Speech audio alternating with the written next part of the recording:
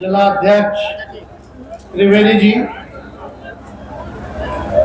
मंच पर उपस्थित वीआईपी पार्टी के संरक्षक बड़े भाई मुकेश सहनी साहब जी, विजय प्रकाश जी, अजय सिंह जी,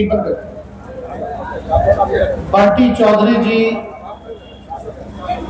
श्रीमती सावित्री देवी जी, राजेंद्र यादव जी, विजय शंकर जी भैया और महागठबंधन के सभी हमारे नेता, पदाधिकारी, कार्यकर्ता और आज चकाई में, सोनो में ये चुनावी जनसभा हो रही है और ये स्वर्गीय फाल्गुनी जी का धरती है और इस धरती को हम लोग नमन करते हैं। दूर दराज से यहाँ हमारे बुजुर्ग अभिभावक हैं, उन सबका यहीं से पैर छू करके प्रणाम करते हैं, माताएं बहनों को नमस्कार करते हैं और हमारे नौजवान युवा साथियों को यहीं से गले लगाते हैं। हमारे मीडिया के साथी, हालांकि चाचा कहते थे कि कब्जा हो गया इन पे मीडिया वालों पर, अब पता नहीं बोलेंगे कि नहीं बोलेंगे, लेकिन सब मीडिया वाला भाजपा माइंडेड नहीं है, कुछ बचा हुआ लोग है, लोग है जो जनता की आवाज उठाते हैं। यूट्यूबर भी कर रहा है सभी लोगों को मेरा प्रणाम है, सलाम है। और भारी गर्मी था, लोग आप लोग यहाँ जुटे हुए और आप लोग जान रहे हैं कि नवरात्र चालू है, फिर चैती छठ आएगा और कल जो है ईद भी है, तो उसकी भी आप सब लोगों को शुभकामनाएं देते हैं। लेकिन चुनाव है, जमुई का लोकसभा का चुनाव है, ये मामूली चुनाव नहीं है। यहां से हम लोगों ने, लालू जी ने, महागठबंधन ने अर्चना जी को, अर्चना रविदास जी को प्रत्याशी बनाया है। पढ़ी लिखी महिला है, लोकल है, झाझा की रहने वाली है, जमुई संसदीय क्षेत्र की है और आधी आबादी है, महिला है, आपके घर की बेटी है। और हम लोगों ने यही सोच करके दिया है टिकट की भाई जमुई को हमेशा ठगने का काम किया है, बाहरी को लोगों ने टिकट दिया है, लेकिन इस बार ऐसा उम्मीदवार दे ताकि दर्द, दुख, तकलीफ में आप जाइएगा तो आपकी समस्या का निदान हो सके। आदरणीय चिराग पासवान भी भाई है मेरे, हम लोगों ने साथ में भी काम किया है और आप लोग सब लोग जानते, स्वर्गीय रामविलास पासवान जी और मेरे पिता का बड़ा अच्छा रिश्ता रहा, लेकिन चिराग यहां से सांसद रहे और इस बार भी सीट जो है उन्होंने अपने जीजा जी को दे दिया है। इनको दिया तो चिराग को हम अगर भाई बोलते हैं तो उनके मेहमान जीजा जी हुए, जिनको टिकट मिला तो मेरे भी जीजा जी हुए। लेकिन भाई जो मेहमान है, जो जीजा जी है, उनका पता कहाँ है, कहाँ के हैं, पता है? अरे कहाँ के हैं? तब घर की बेटी को वोट दीजिएगा कि जिसका पता ही नहीं पता उसको दीजिएगा। तो हम लोग तो इसलिए दिए।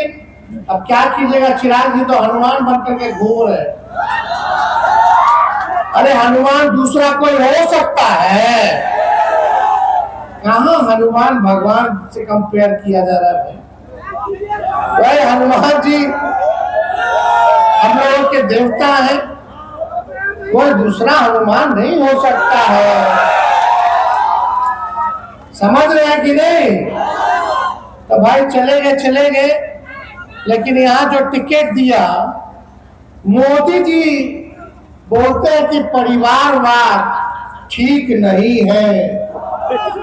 क्या बोलते थे? दिन रात सुनते हैं ना, हम लोग को गाली देते हैं, परिवारवाद परिवारवाद परिवारवाद। अरे चिराग जी और मोदी जी जिनको टिकट दिए वो कौन बात है रे भाई? वो कौन सा बात है?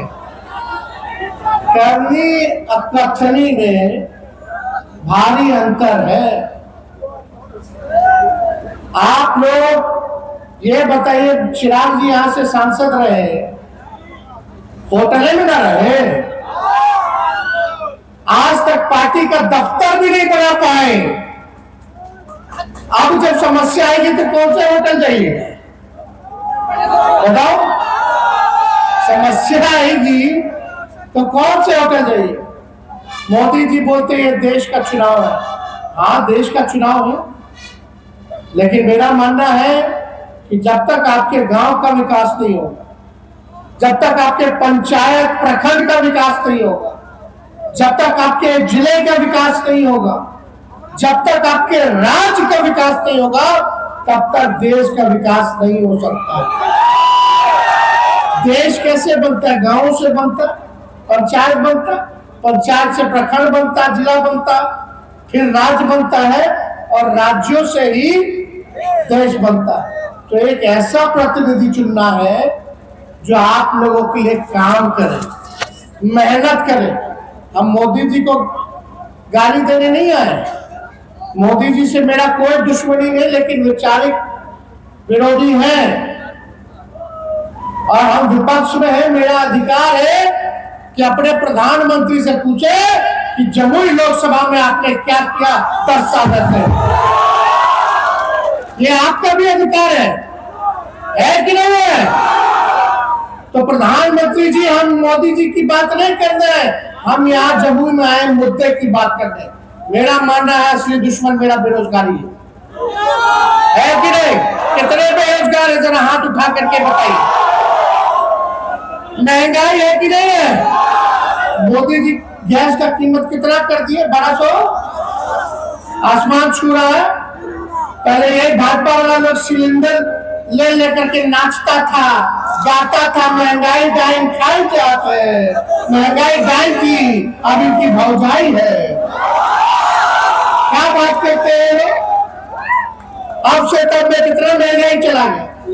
बोलता है 10 में 14 में मोदी जी क्या बोले थे, 19 में मोदी जी क्या बोले थे, यादों है?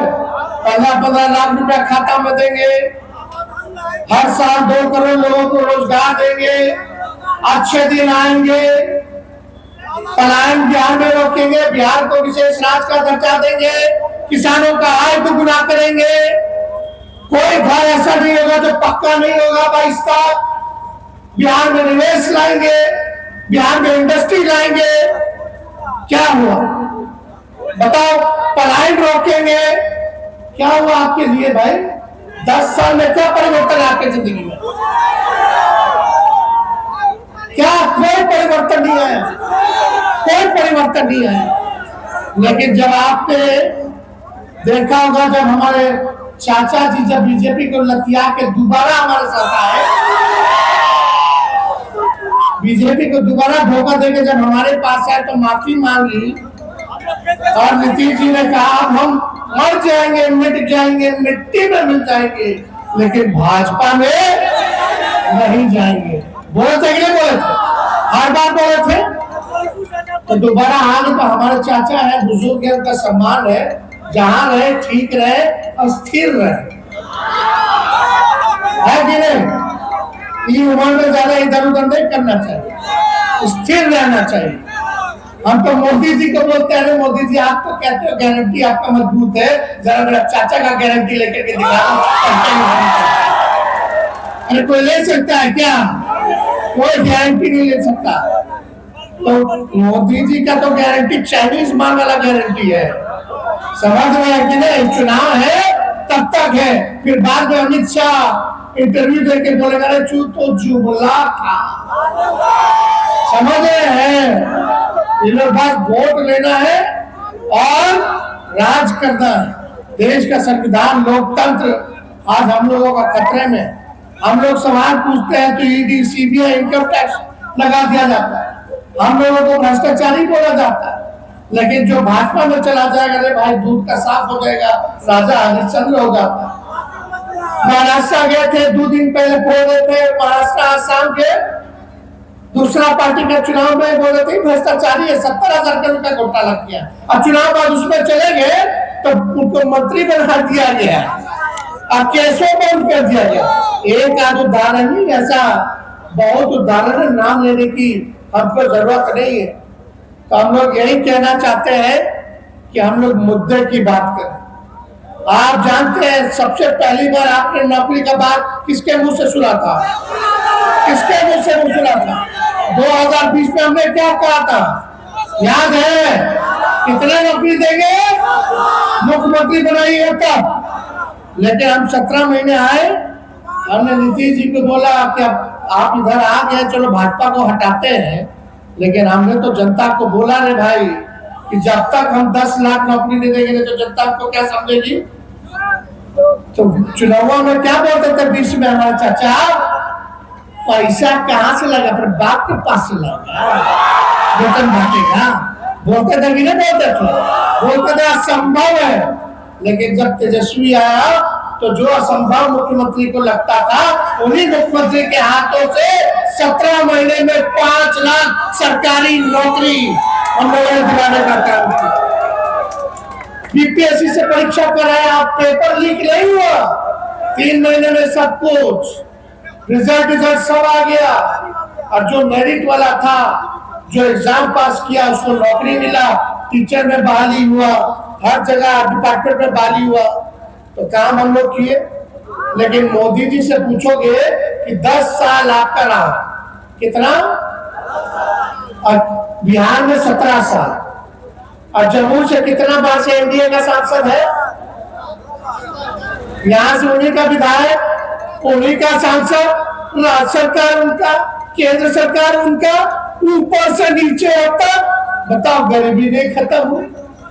और कितना दिन चाहिए भाई? 17 साल राज्य में, 10 साल केंद्र में, 3 बार से तो 3-4 बार से आप लोग जमुई लोकसभा उन्हीं को जिता रहे हैं, विधायकों उनका।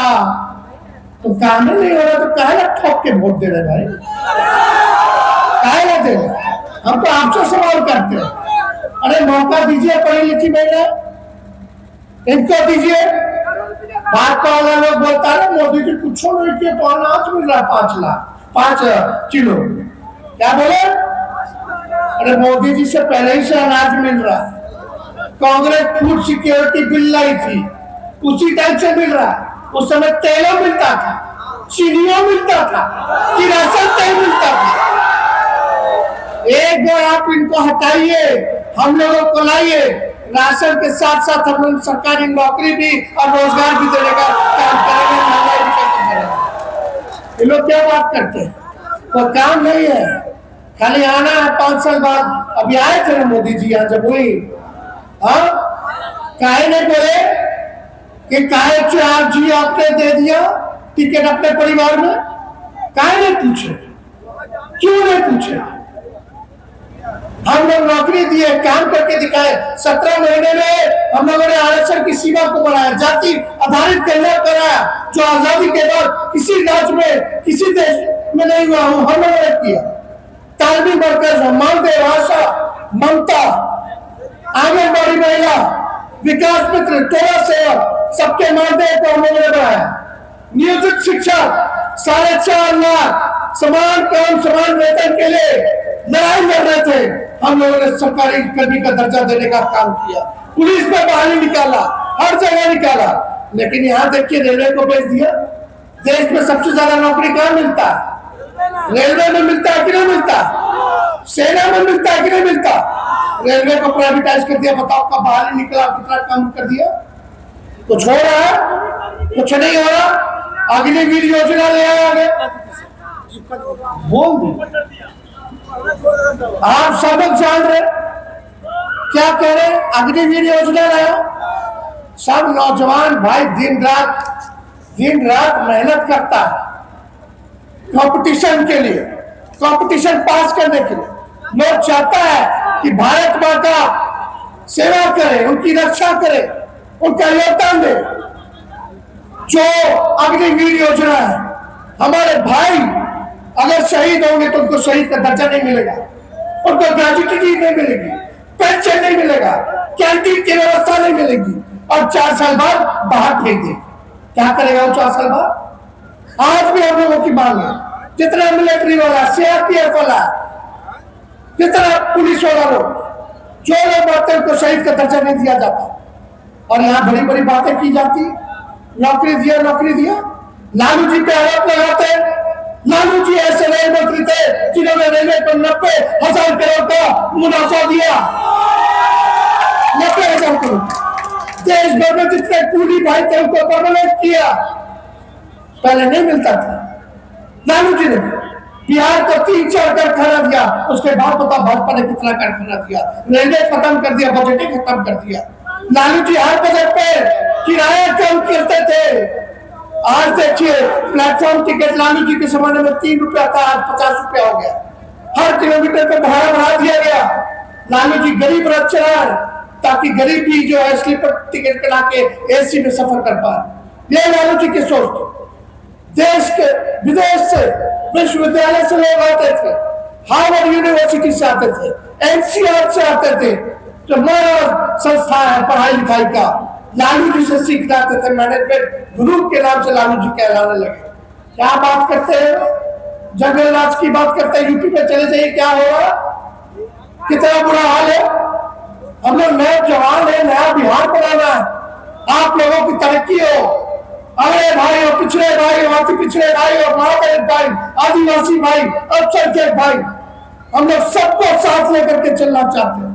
कोई पीछे ना छूटे, सबको सम्मान हो। इसलिए हम लोगों ने जातीय आधारित गणना कराया। और जातीय आधारित गणना नहीं होता तो पता कैसे चलता कौन जात के भाई कितने गरीब है, कौन लोग हैं जिनकी आर्थिक स्थिति ठीक नहीं है, कौन लोग दिहाड़ी मजदूर है, कौन लोगों के घर में नौकरी है क्या नहीं है, कौन लोग जो है कचरा साफ करता है, कौन लोग ठेला चलाने का काम करता है, कौन लोग बिहार के बाहर हैं, उनके लिए अलग से योजना बनाए।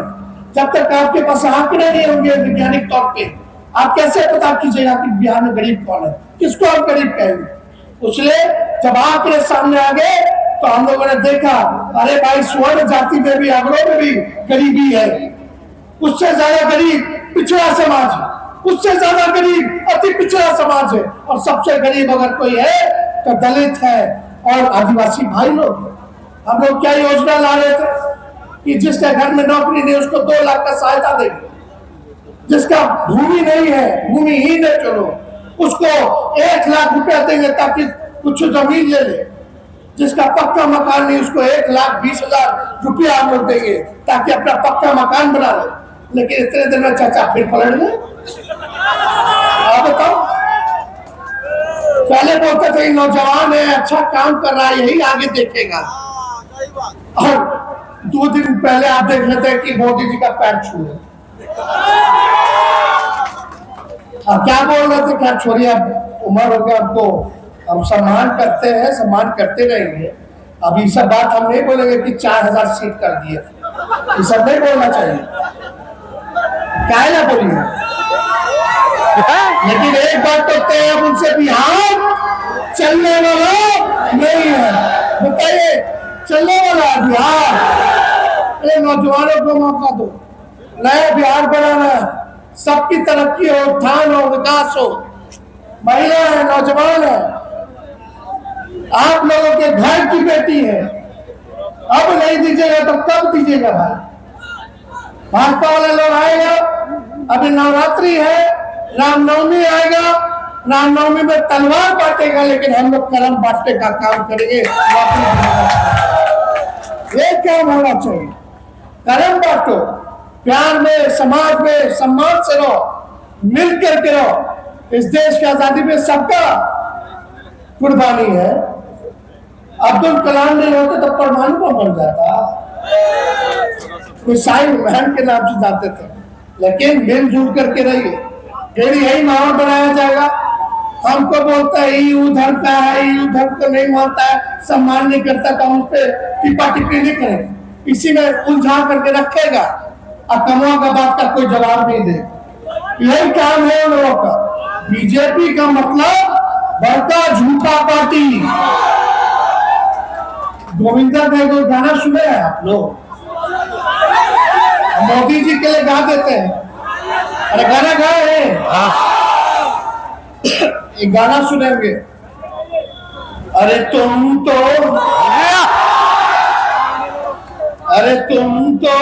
धोखेबाज हो, वादा करके भूल जाते हो। रोज रोज मोदी जी तुम ऐसा करोगे, रोज रोज मोदी जी तुम झूठ बोलोगे, जनता जब रूठ गई तो हाथ मलोगे। तुम तो वादा करके तब मेहमान लोग आएगा, खिलाइए पिलाइए। जो अतिथि होते हैं वो आते हैं और चले जाते हैं। ये तो घर की बेटी है, तो आप लोगों को क्या कर देखो भैया, उन लोग धन बल वाला लोग है, हम लोग जन बल वाला लोग है। चुनाव आएगा, तरह तरह का बात होगा, लेकिन वो आपका मर्जी, आप मालिक हैं, आपको लोकतंत्र में अधिकार है, किसी को भी चुनिए। तो लेकिन हम यही कहेंगे, जब वोट डालने जाइएगा तो चुपचाप, आवाज आना चाहिए कोने कोने से, जब वोट डालने जाइएगा तो चुपचाप चुपचाप चुपचाप। और कितना एक नंबर पर है, तो एक ही नंबर रहेगा कि नहीं रहेगा? तो आप सब लोगों को हम दिल से धन्यवाद देते हैं और अर्चना जी को बधाई का फूल दे रहे हैं। और अर्चना जी मेहनत करेंगी और काम नहीं करेंगी, और जीत गए काम नहीं करेंगी तो अगले बार हम बदल देंगे, समझ जाइए। लेकिन फिर वो लोग हार भी गया तो वही लोग आएगा, जीत भी गया तो वही लोग आएगा, समझे? काम करने वाले को दीजिए, वो तो हम दे दे। दोनों हाथ उठा करके बताइए, दोनों हाथ। बहुत बहुत धन्यवाद। जय हिंद, जय बिहार, चकाई की जनता, चकाई की जनता, चकाई की जनता। जय हिंद।